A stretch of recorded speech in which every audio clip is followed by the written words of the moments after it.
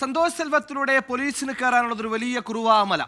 ആലപ്പുഴയിലെ മോഷണക്കേസിൽ പ്രതിയായ കുറുവ മോഷ്ടാ സംഘം സന്തോഷ് സെൽവനുമായി തെളിവെടുപ്പ് തുടർന്ന് പോലീസ്. കുറുവ സംഘത്തെ തേടി പ്രത്യേക അന്വേഷണ സംഘം മഹാരാഷ്ട്രയിലേക്ക് തിരിക്കും. ആലപ്പുഴ ഡിവൈഎസ്പി എം.ആർ. മധുബാബുവാണ് പ്രത്യേക സംഘത്തെ നയിക്കുക.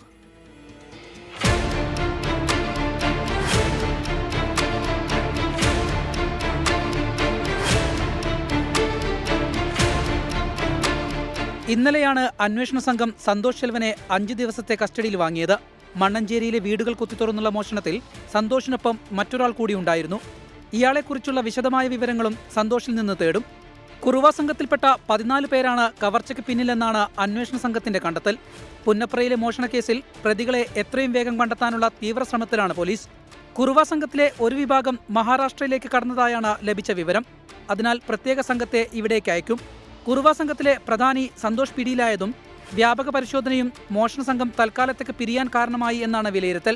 പോലീസ് പട്രോളിംഗ് ശക്തമാക്കിയതിനൊപ്പം റെസിഡൻസ് അസോസിയേഷനുകളും നാട്ടുകാരും ജാഗ്രതയിലാണ്. 24 ആലപ്പുഴ.